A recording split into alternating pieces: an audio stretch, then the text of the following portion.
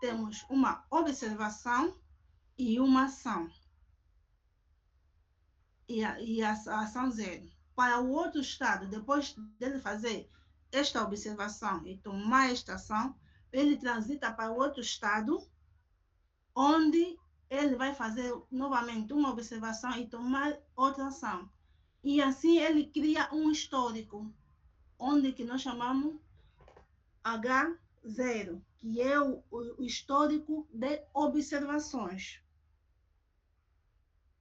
Então, dado este histórico de observações, em função em que o agente vai fazendo essas observações, então também ele terá uma nova crença.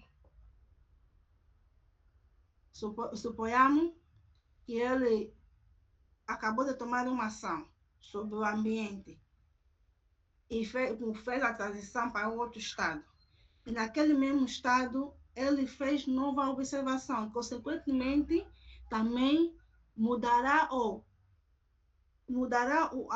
seu estado de crença. Ele terá um novo estado de crença em função da observação que ele acabou de fazer, que é dado por BT, que é esta fórmula que nós podemos aqui observar, que é a probabilidade do agente em tomar uma ação no estado em função do histórico que ele já tem do mesmo ambiente, né? Porque ele tem um histórico em função das ações que ele já tomou. Então, ele vai ter esta ação em função do histórico, em função do estado inicial, esse histórico em função do estado inicial da sua crença. E assim nós podemos obter a crença, ou a nova crença do agente.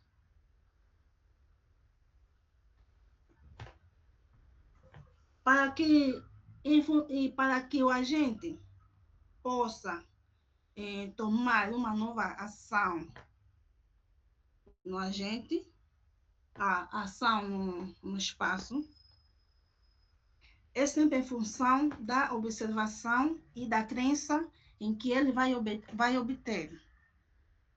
Então, a necessidade de ele atualizar o seu estado de crença, uma vez que ele faz uma nova observação, para que ele possa ter a crença, ele tem de atualizar este estado. E assim, consequentemente, ele fazer uma transição do estado em que ele está para o estado seguinte, na qual é dada ou é denominada função de atualização do estado de crença, que é dada por esta fórmula matemática que aqui nós podemos ver, que é, neste caso, aqui temos a probabilidade do agente observar, né, observar após ele executar uma ação, sobre a probabilidade da crença em função da crença anterior em função da ação anterior. Então,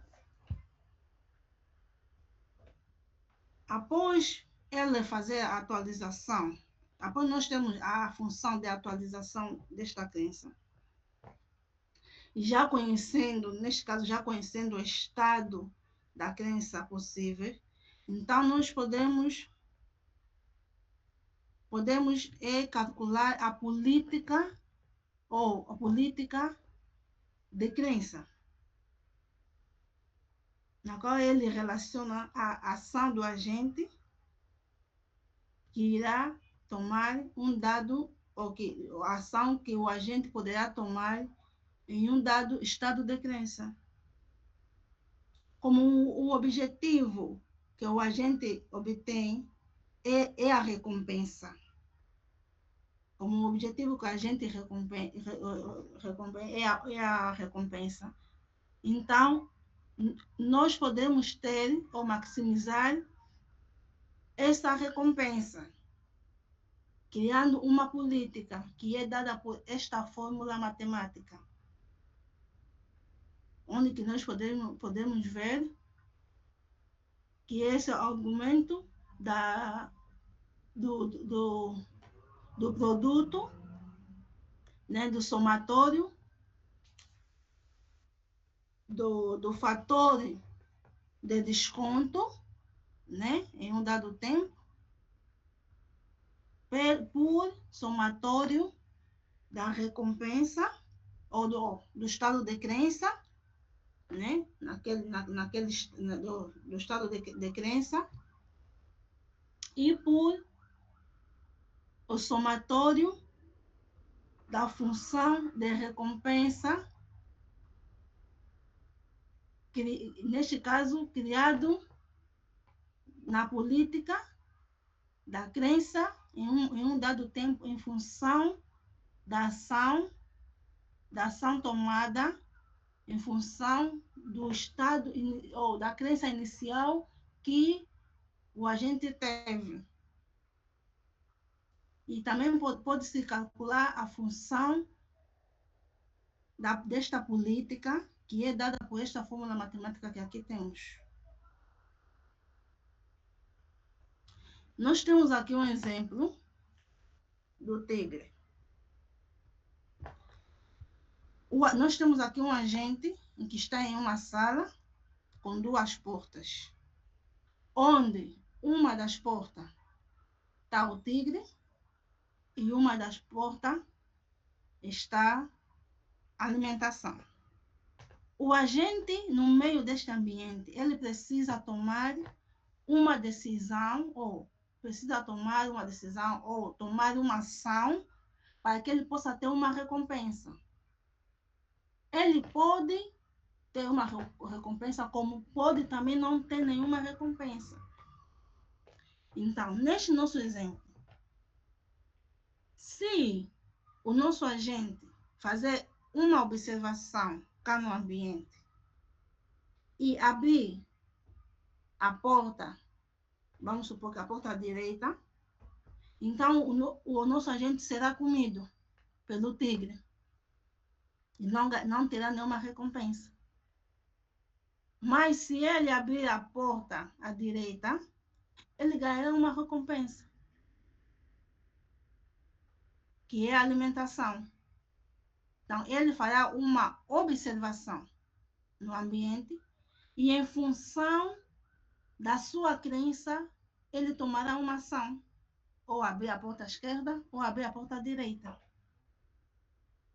Assim como nós podemos ver, como já dizia, as 3 ações que ele pode ter, que será de abrir a porta esquerda, direita, ou ouvir antes, né, o rugir do tigre.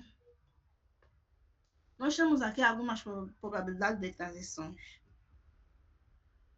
Vamos considerar que o agente no ambiente,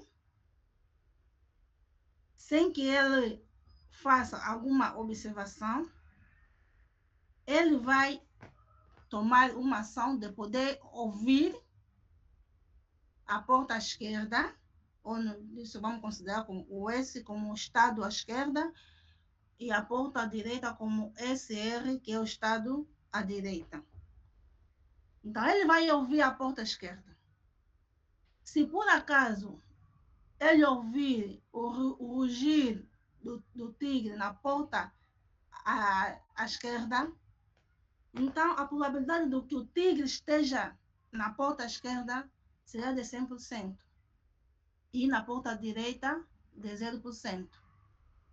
Se por acaso ele ouvir na porta esquerda e não ouvir nenhum rugir do tigre, então a probabilidade de que o tigre esteja na porta esquerda é de 0. Então, há a probabilidade de que ele esteja na porta à direita. E assim ele pode tomar também uma outra ação, que é de ir abrir a porta onde ele chega. Abre a porta e podemos ter a probabilidade de que de 50% que o tigre esteja na porta esquerda ou de 50% que o tigre esteja na porta à direita. E assim, e outra ação que ele possa também tomar, de abrir a porta à direita. Então, a possibilidade de que o tigre, de 50% de que o tigre esteja na porta esquerda e 50% de que o tigre esteja na porta à direita. E assim o mesmo acontece também se ele ir pelo lado direito. A probabilidade de que ele chegue e abra as portas será de 50% em ambos os lados. Já aqui neste outro estado, onde ele faz uma observação antes de tomar uma ação, ele vai ouvir. Se ele ouvir o rugir do tigre na porta esquerda, então há a probabilidade de 85% de que o tigre esteja na porta à esquerda, em função dessa observação que ele fez, e que o tigre esteja na porta à esquerda seja de 15%. Se ele ir pela porta à direita, ouvir e não tiver o rugir do tigre, então a probabilidade de que ele esteja lá seja de 15% e 85% para a porta à direita. E assim acontece se por acaso ele tome uma outra ação para a porta esquerda, fazendo uma observação e abrir a porta. Nós podemos ver que terá 50% de que o tigre esteja na porta à direita e à esquerda também de 50%. O mesmo também acontece se ele for para poder fazer ou tomar esta ação para a porta à direita. E nós temos também o exemplo que acabamos de ver em forma de árvore, onde o agente tem um estado de crença inicial e ao fazer a observação de ouvir, ele terá das opções. Se o tigre rugir à direita, então ele terá de abrir a porta à esquerda. Porque se o tigre rugir à direita, é bem provável que ele esteja lá. Então, esta é uma representação em forma de grafos, ou em forma de árvore, do exemplo que nós acabamos de ver. E nós temos aqui um problema, um outro exemplo, que apresenta um problema de um agente que esteja dirigindo na cidade de Luanda. E nós podemos considerar nós vamos considerar que o agente, né, está a aprender a dirigir na cidade de Luanda. Então, o agente ele poderá olhar para a esquerda, para trás, para a frente, para a direita. E ele pode ter também alguns tipos de observações. A direção na qual a visão do agente é direcionada. O objeto mais próximo na visão do agente. Se o objeto está próximo ou se está afastado, a cor do objeto, se uma buzina está soando. Nós temos a seguir esta figura, em que o nosso agente é este carro azul que está aqui. Então, qual é o problema que nós temos? O agente está inserido em um trânsito onde o carro de frente está a andar muito lento e o carro de trás está a andar muito rápido. Então, e ele tem um carro verde à sua esquerda. Para que o agente possa evitar algum problema ou um acidente, então o agente terá de fazer uma observação aqui no ambiente onde ele se encontra, a fim de tomar ações que evitam com que o acidente aconteça. Então, sendo que ele faz observação e verifica que em frente o carro está lento, atrás o carro está em muita velocidade e à esquerda há um outro carro. Então, ele em função da observação que ele fez, ele terá ele obterá um estado de crença. O que é que ele acredita? Ele acredita que será melhor ir para a direita. Então, em função da observação que ele fez, ele terá um estado de crença e tomará uma ação de ir para a direita. Ele indo para a direita, ele evita o acidente e evita com que ele seja também multado em caso de fazer o acidente. Então, ele ganha uma recompensa e ele assim poderá seguir o seu caminho. Então, nós temos aqui alguns problemas, né, significativos que podem dificultar essas condições. Que aqui temos a atribuição de crédito temporal, né, que se o nosso agente bater em um outro carro, consequentemente, poderá ser penalizado. Então, como o nosso agente raciocina, isso em função das observações que ele fez, ele tomará uma ação.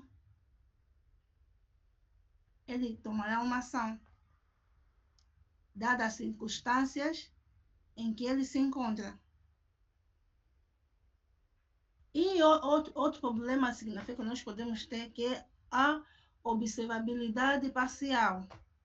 Se o agente estiver prestes a bater no carro à sua frente e houver um carro à esquerda, as circunstâncias determinam que o agente deve virar para a direita, que é isso que eu acabei de explicar na figura passada. E aqui dá continuidade naquilo que são as formas de observabilidade parcial, que é aquele que acabamos de falar já há pouco tempo, e vai dando mais alguns exemplos.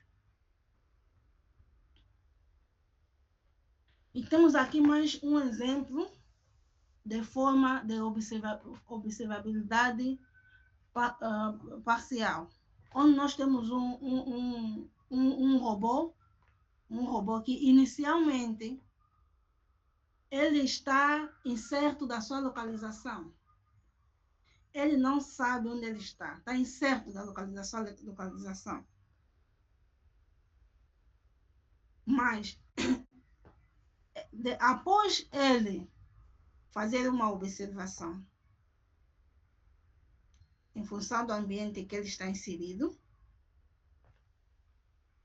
ele poderá observar que ele está dentro de um ambiente onde tem uma junção T. Então, quando ele observar em que ele está em um ambiente onde há uma junção T, então aí ele poderá ter a certeza do estado em que ele se encontra. Então, ele poderá saber quais ações ele tomar, ou seguir em frente, depois virar para a esquerda, ou depois virar para a direita. Então, em função da observação que ele fará, ele saberá qual ação poder tomar. E temos também aqui algumas diferenças entre o processo de decisão de Markov e o processo de decisão de Markov parcialmente observável. No processo de decisão de Markov, o agente atua em um ambiente que é observável, em que seu estado é mesmo observável. Ele consegue ter uma visão clara do estado onde ele se encontra, que é já diferente do estado que é diferente do processo de decisão de Markov parcialmente observável. O agente não tem uma visão clara do ambiente onde que ele está inserido. O ambiente não é totalmente observável. E temos mais uma outra diferença, que é a política da memória. No processo de decisão de Markov, o agente ele não tem memória da ação em que ele tomou no passado. Ele faz a sua ação, faz a mudança do estado e aquela ação que ele fez não fica na sua memória. Diferente do processo de decisão de Markov parcialmente observável. Nós podemos aqui ver que o agente ele toma uma ação e cria um histórico em função das suas observações e ações em que ele vai tomando. Então, ele tem esse histórico, já que não acontece no processo de decisão de Markov. Essa é algumas diferenças que tem entre os dois tipos de processos. Não.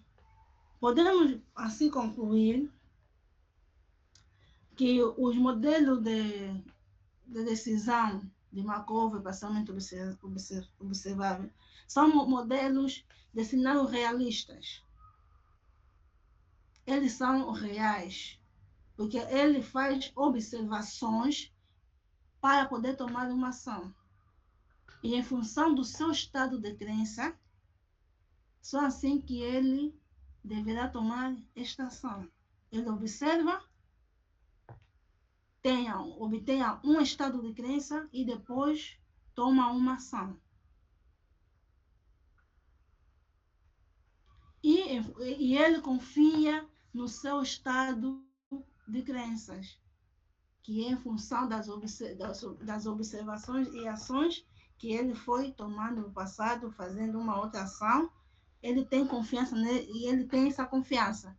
Como eu já dizia aí no princípio, ele atualiza o seu estado de crença em função das observações que ele faz. E nós podemos também ver que são problemas difíceis de se resolver, mas eles representam cenários realistas. Então, tenho aqui algumas bibliografias onde que eu peguei os conteúdos para poder elaborar o mesmo trabalho. E assim, termino aqui a minha apresentação. E muito obrigada a todos pela atenção.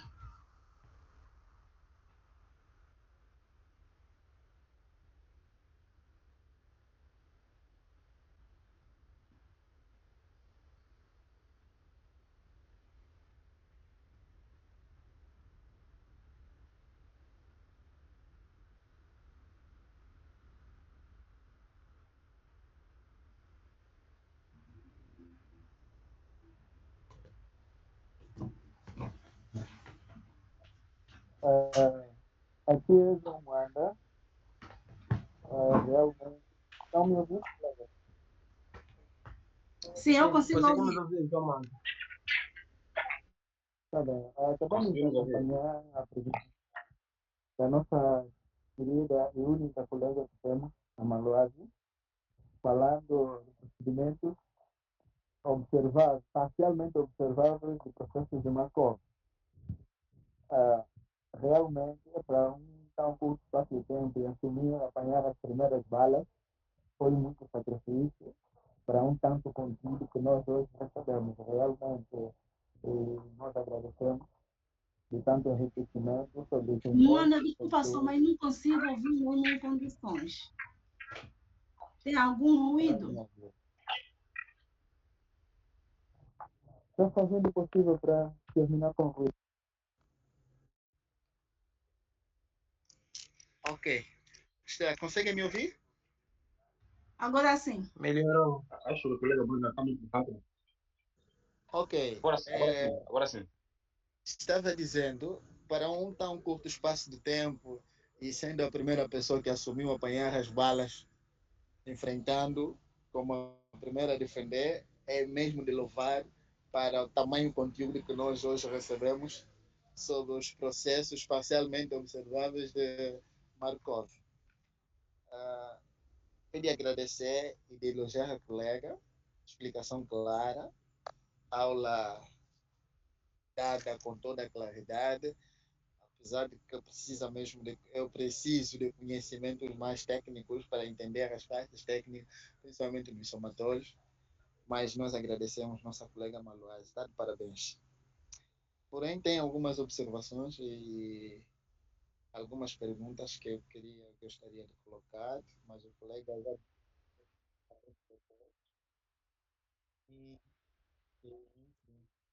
Ah, pois, quanto às observações que eu pude ver em termos de apresentação, excesso de conteúdo, pela próxima acredito que vamos melhorar, vamos trazer menos conteúdos, mais imagens, mais explicações.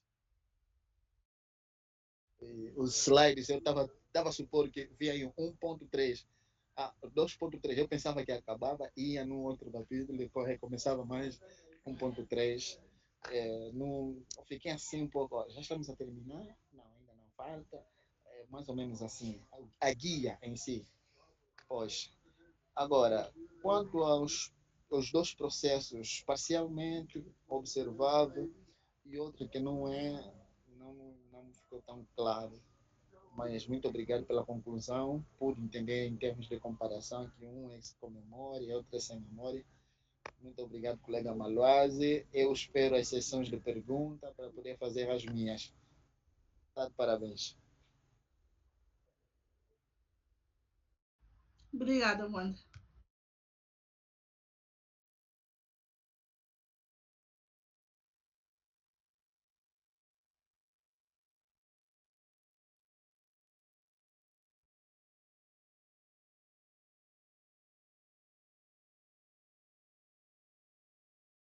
Boa noite. Boa noite. Boa noite, Lucão. Sim, Lucão, estão a ouvir. Boa noite, colega Lucas. Bom, antes de mais, parabenizar a colega Maduase pela apresentação. Um, um, a apresentação foi boa, mas eu queria chamar aqui a atenção a uns detalhes que eu acho que são muito, muito importantes, que é o facto da colega Maduase estar a ler a apresentação, em vez de apresentar o tema, a colega leu a apresentação, e também o facto da grafia, né? No slide, a grafia aparecia brasileirado e havia também um bocadinho de falta de alguma padronização em termos do texto, né?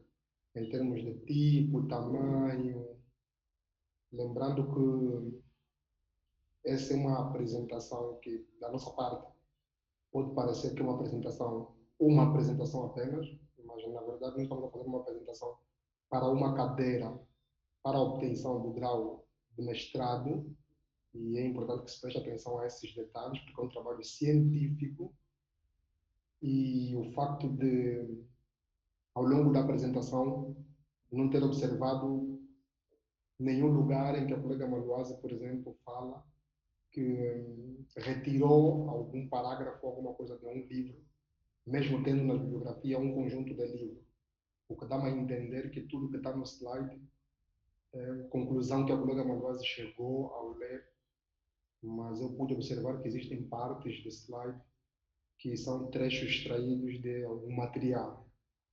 Então, também chamar aqui a atenção aos colegas, quando formos fazer o trabalho, é importante prestar atenção a esse detalhe.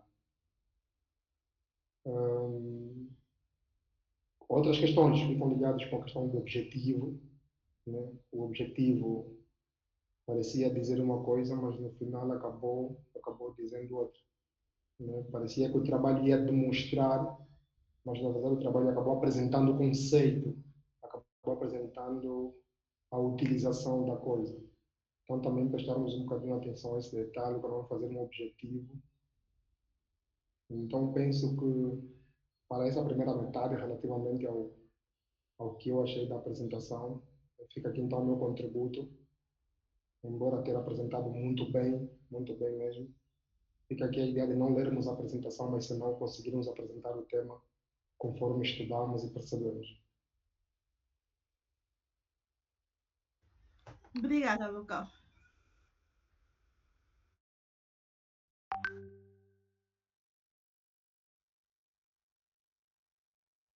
Desculpa, queria só perguntar algo ao colega João. Há possibilidade, ou o professor deu a possibilidade de poder fazer melhoria caso após as sugestões dos colegas?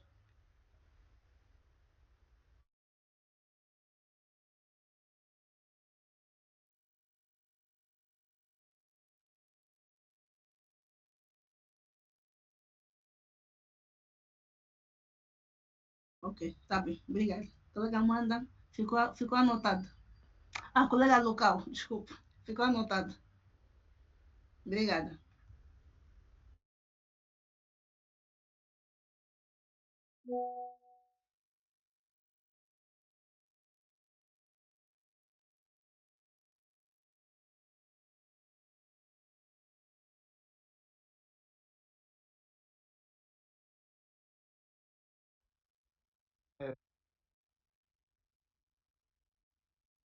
Estou presente. Alô, consegue me ouvir? Sim, estou? Sim, estou presente. Acompanhe atentamente a defesa da colega. E, na verdade, a colega está de parabéns. Não tenho perguntas, na verdade. Só tenho que parabenizar mesmo a colega. Obrigada, Marta. Sim, aqui é o Armando Chico Então? dos Santos. Sim, estou aqui, Armando Chico dos Santos. Na verdade, acompanhei, apesar de que eu tive um problema com a internet e tive aí alguns subsaltos, mas comparado aquilo que realmente os conteúdos, os temas, nas suas complexibilidades, parabéns pela colega Moalaz, já que foi a primeira a nos tirar daquele calafrio de como é que o trabalho deveria ser apresentado, não é? Teve aí os seus argumentos em termos de aplicação do trabalho, em termos daquilo que é a demonstração da diferença entre as duas ideias, e dentro dessas duas ideias, a diferença que ela conseguiu, demonstrou com as suas figuras. Inclusive, os outros colegas já aí sugeriram aquilo que são os erros que deveriam não incluir e dar recomendação para nós. E simplesmente, realmente também fica a lição para nós melhorarmos aquilo que são os temas que nós temos em termos de trabalhar. não só nos apegamos por aquilo que podemos investigar em termos da Google, mas também buscamos outros conhecimentos. Então, nós agradecemos bastante e esse foi o contributo. Então, como é o primeiro trabalho e é a primeira experiência e todos nós carecemos mesmo de conhecimentos tantos metódicos, científicos, enfim, então não poderemos só criticar bastante, mas aplaudir aquilo que foi o esforço da colega e prosseguimos. Alô? Conseguem me ouvir, colegas? Conseguimos. Prossiga, Carlos. Sim, ok. Carlos Quiaco. De primeiro, agradeço ao colega e está de parabéns, porque, na verdade, esse é um tema um pouquinho complexo mesmo, porque eu também escolhi esse tema, mas depois troquei. E é muito bom saber que o colega resumiu essa complexidade do trabalho em palavras simples e pode compreender. Então, colega Adriano, por favor. Ok. Sim, então, agradeço a colega de agradecer mesmo. Mas tem alguns aspectos que eu notei na apresentação da colega, é a falta de utilização de termos técnicos aplicáveis nos exemplos e no que dizia. Na verdade, por exemplo, no caso de algumas das fórmulas, né, não pude perceber concretamente de onde surgiu uma variável ou outra e como é que poderia funcionar. Mas entende-se, porque eu acho que é a primeira vez a ter o contato com o tipo de trabalho, entende-se, mas da próxima melhorar a explicação é um pouquinho mais detalhada sobre aspectos técnicos aplicáveis do mesmo tema, né? Porque esse tema mesmo é complexo. E outra coisa que eu também não achei que a colega poderia melhorar um pouquinho é a explicação dos exemplos e de algumas definições. Por exemplo, eu não consegui perceber concretamente o que é uma recompensa. Em outras palavras, a colega só falava, depois ela recebe, o agente faz uma ação, depois recebe a recompensa. E a recompensa, o que é isso na verdade? Embora que falaremos isso no foro das questões. Mas, em resumo, a colega esteve bem e está de parabéns novamente. Essa é a minha contribuição.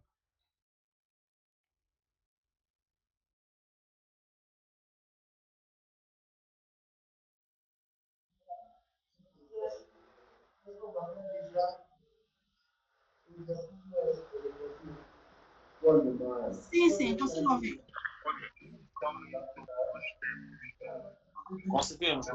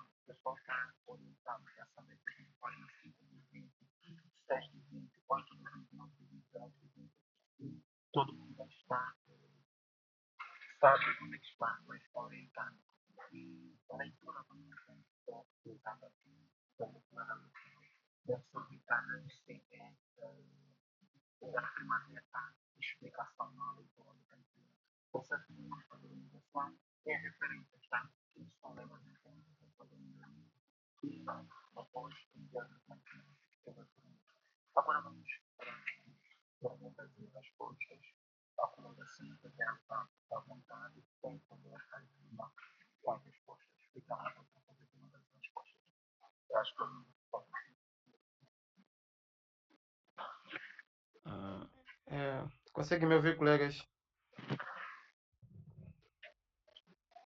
Alô? Sim, Carlos, consigo ouvir. Consegui ouvir. Ok, então eu vou... Ouvimos, Carlos, ouvimos.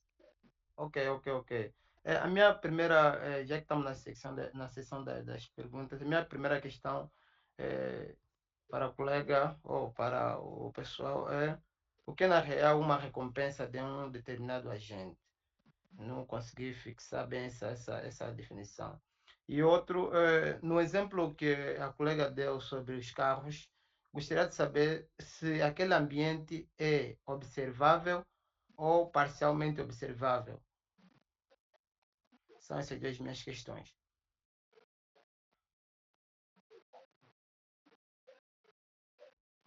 Ok, muito obrigada, Carlos. Ok. A minha questão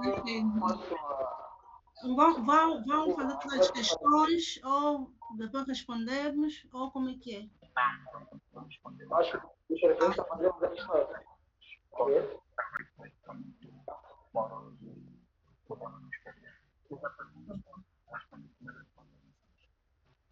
Ok, tá bem. A recompensa, neste caso, conforme eu explicava, a recompensa é aquilo que o agente vai obter depois dele tomar uma ação. Exemplo que, conforme eu explicava, no exemplo do tigre. Se ele abrir a porta à direita, onde estava a comida... ok. Tá bem. Um momento só.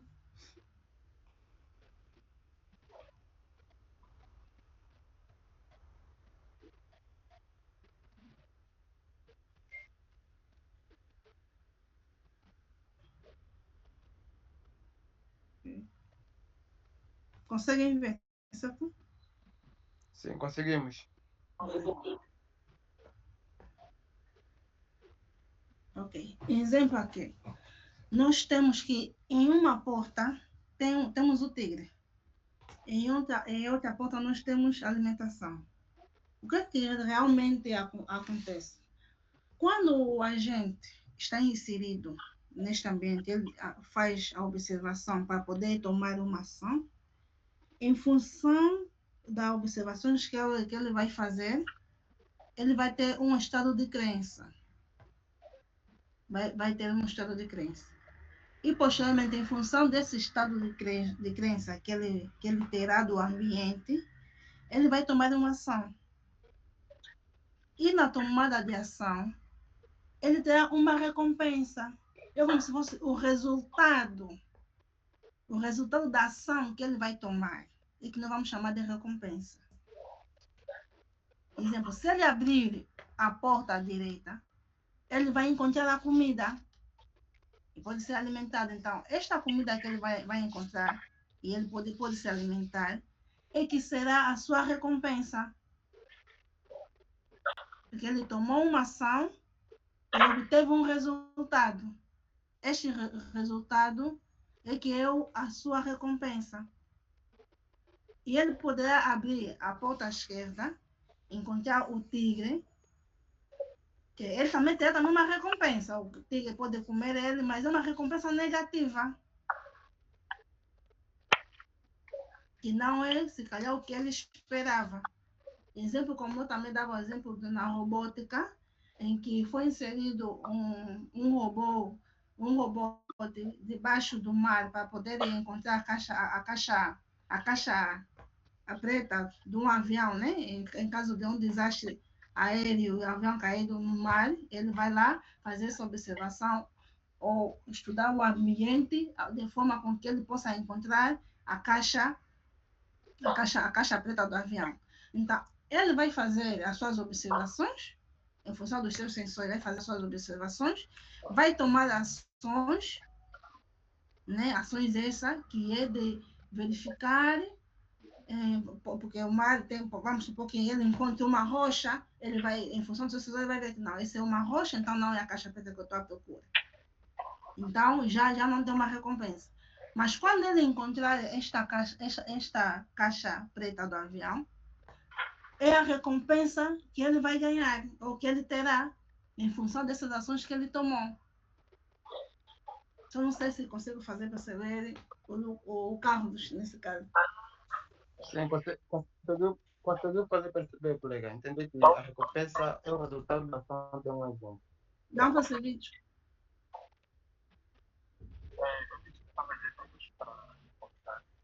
Sim.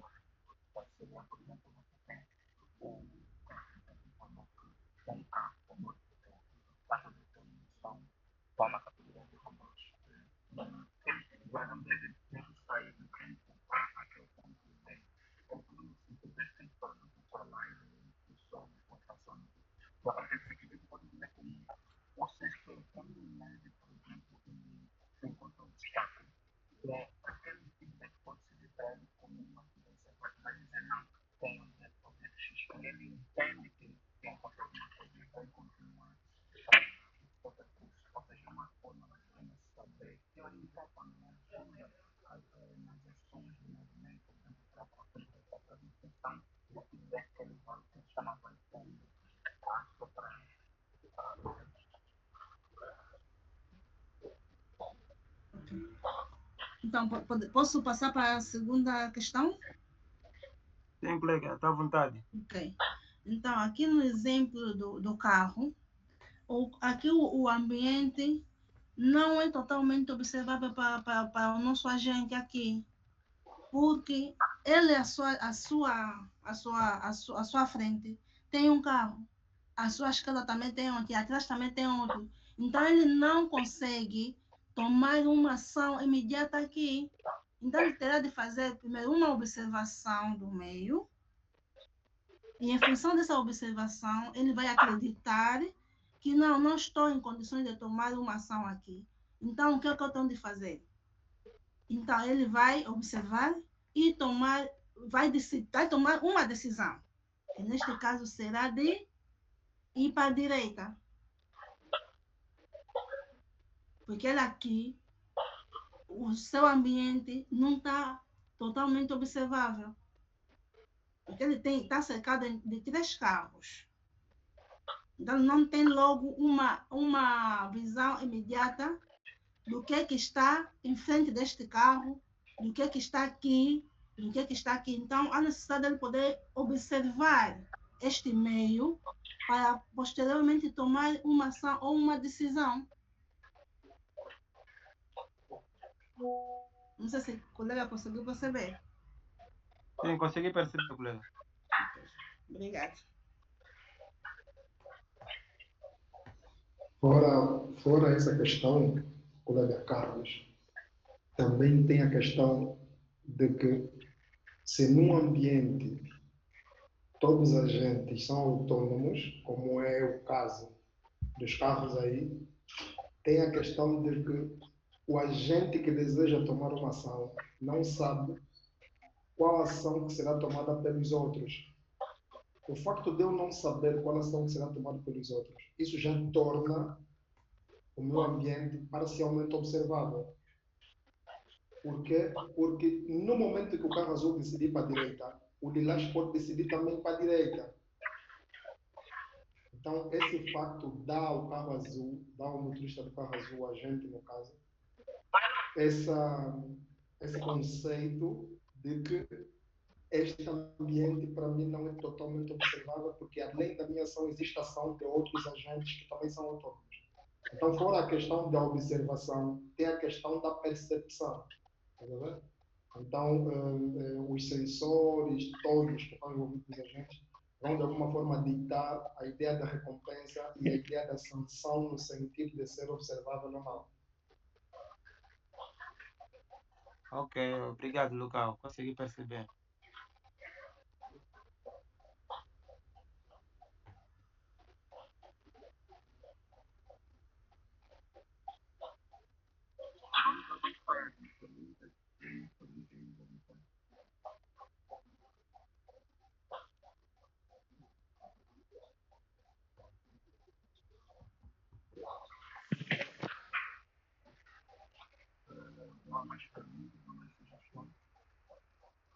Não, eu tenho pergunta. Eu tenho uma pergunta. A minha pergunta é quando se falava sobre o modelo de Markov, se referindo. Eu não consigo ouvir em condições não anda. Eu só tenho uma pergunta. Quando se discutia sobre o modelo o modelo, quando é que ela era que conseguia ter uma memória, caso tivesse a dificuldade, quando é que ela não tivesse a memória dentro do processo. Então, gostaria só que explicasse por que uma ela conseguia ter uma memória e a outra não consegue ter a memória. Gostaria só que a colega Molase frissasse um bocadinho sobre isto, para ajudar naquilo que é a compreensão. Ok.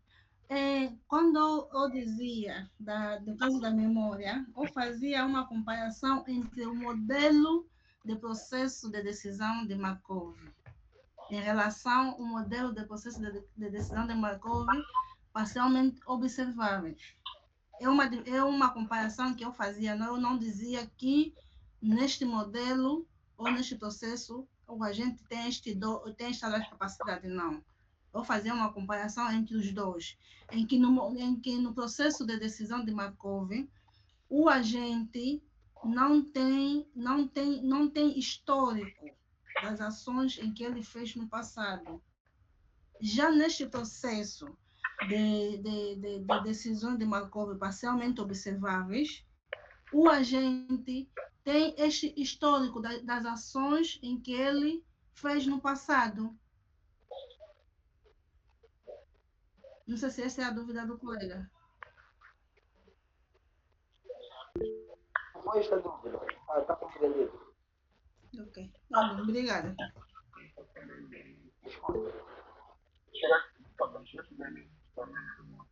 Não sei se me permite.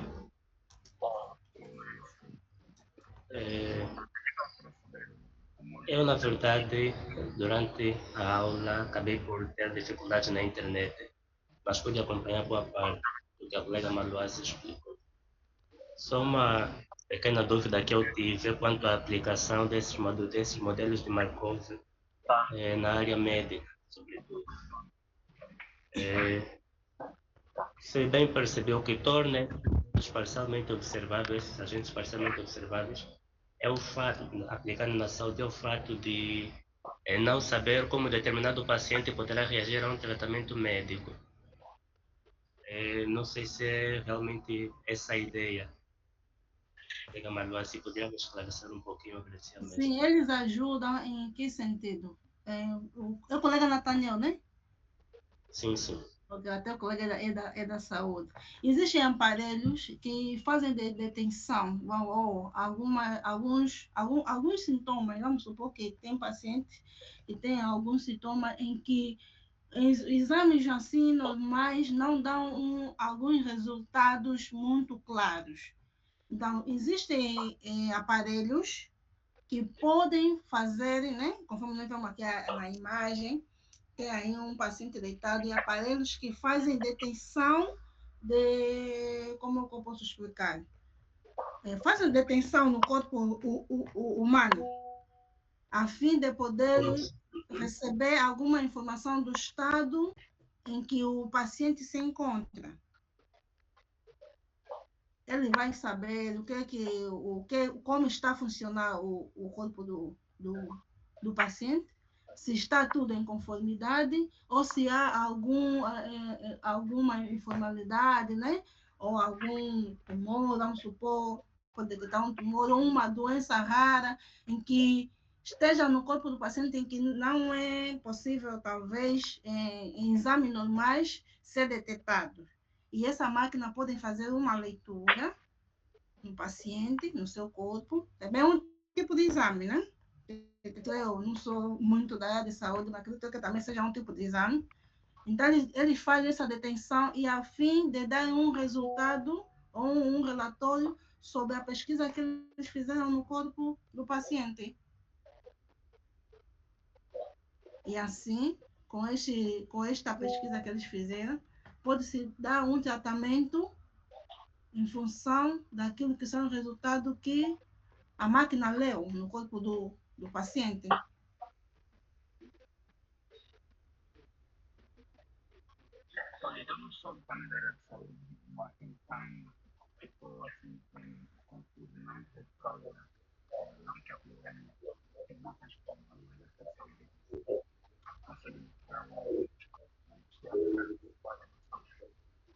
Por favor, se alguém tem mais contributos sobre esta área, ajuda-nos. Bom, o que esse colega Nathaniel? Tenta imaginar que eu vou para o hospital e eu falo para o médico que estou a ter uma situação específica, com base a um conjunto de requisitos que o médico vai levantar, no clínico geral, por exemplo, né? Que é o indivíduo que faz o levantamento de todo o diagnóstico. Na indecisão de não saber o que realmente tem, o que o médico faz? Procura personalizar o tratamento dessa pessoa, pedindo um conjunto de exames. Com base nesse conjunto de exames, é que ele vai tomar uma decisão. Onde é que entrou este princípio? O fato da incerteza do médico, pelos sintomas apresentados pelo paciente, dele não saber se é uma ou outra doença. Com base a isso, ele vai fazer um levantamento, que é solicitar, então, os exames. Depois de solicitar os exames, o médico vai ter, basicamente, um ponto de vista. Só que aquele ponto de vista é também uma incerteza. O que o médico faz? Diz ao paciente, vais fazer esse tratamento durante 7 meses, depois vais voltar. Aí, com base na progressão da doença, redução ou evolução, o médico pode tomar outra decisão, que é continuar com a medicação ou mudar.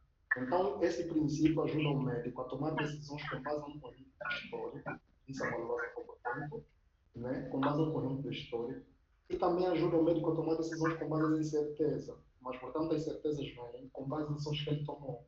Se o tratamento teve efeito naquele tempo que ele pediu que o paciente fizesse, ele vai tomar uma outra ação, recompensa, ou tomar uma outra ação, recompensa negativa ou positiva, dependendo da ação que foi tomada anteriormente, que é exatamente mudar o tratamento para um outro. Então, basicamente, esse princípio é utilizado nesse conceito. As máquinas, hoje, podem ser melhoradas ao ponto de poder fazer isso, que é observar no curto, longo prazo, a evolução, por exemplo, de um câncer. Então, com base em experiência, com base ao conjunto de informações que essa máquina tem, ele pode conseguir analisar e prever comportamentos, ou pode conseguir analisar e especular resultados positivos ou negativos. Então, basicamente isso. Obrigada, Luca.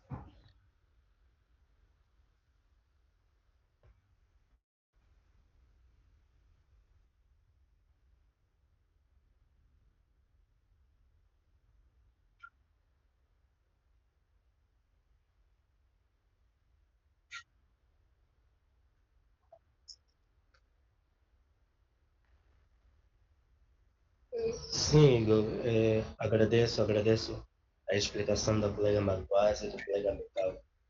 Tornaram tudo mais simples, mais explícito. Muito obrigado.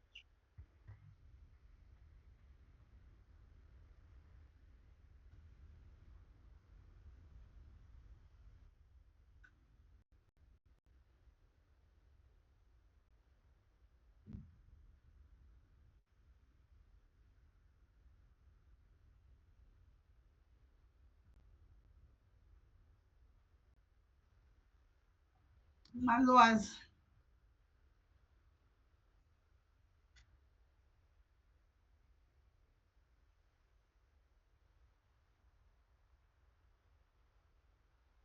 Não. Eu tenho de agradecer a interação dos colegas. E é para isso que estamos aqui, para podermos trocar ideias ganhamos mais conhecimento. E agradeço a todos, né, pela presença e pelas considerações que me foram feitas. E eu gosto mesmo assim, de forma com que eu possa aprender mais e mais. Então, só tenho mesmo de agradecer.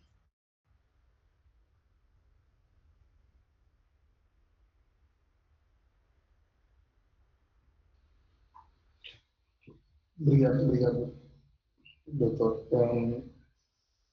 Quero mais uma vez aproveitar para parabenizar a colega Maloase. Eu acompanhei um bocadinho de perto o trabalho da colega Maloase e provavelmente ela já sabia que eu devia censurar muito, muito por conta do nível que eu desejo que todo mundo, todos, sem exceção, saiamos daqui, né, desse mestrado. Eu gostaria muito que a gente saísse de forma muito diferente que a gente entrou.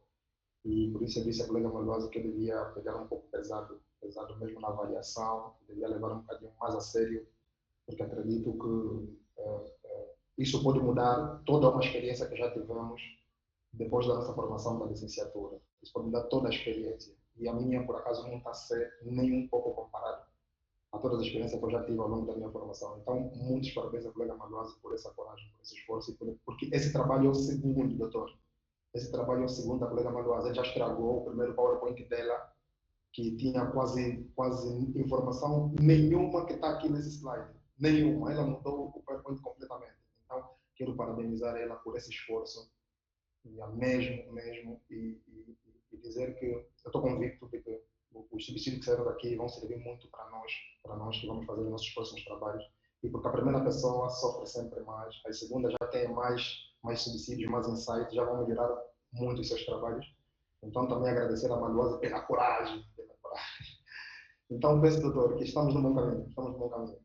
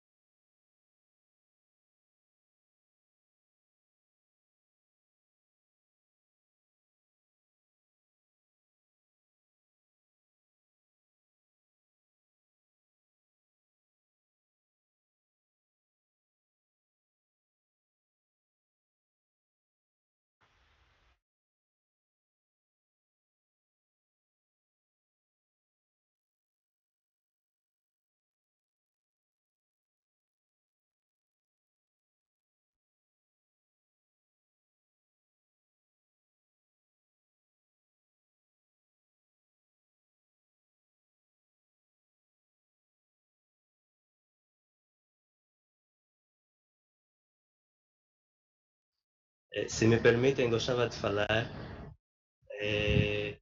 Eu gostei muito da apresentação da colega Maluase e estava à espera mesmo para ver. Eu acho que na próxima semana está marcada a minha apresentação também. Então aqui consegui já também tirar algumas ideias de onde é que eu podia melhorar e tudo mais. Então gostei muito do modo como a colega Maluase apresentou o seu trabalho, do modo como desenvolveu. Eu também gostei bastante do trabalho da colega e principalmente da forma como organizou o slide, a organização dos elementos foi uau, uma boa apresentação e tá de parabéns novamente, colega Malvado. Muito obrigada, muito obrigada.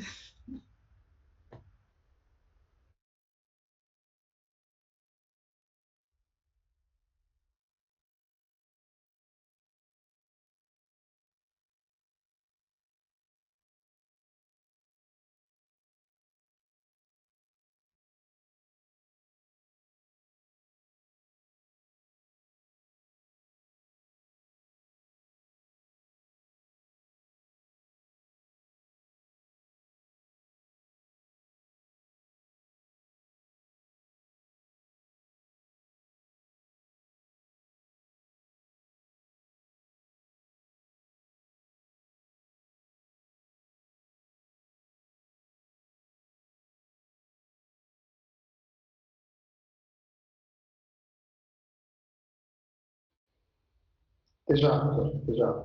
Obrigadão. Até já, muito obrigada. Ei, Moraes, parabéns! Ei! Adriano. Adriano é com o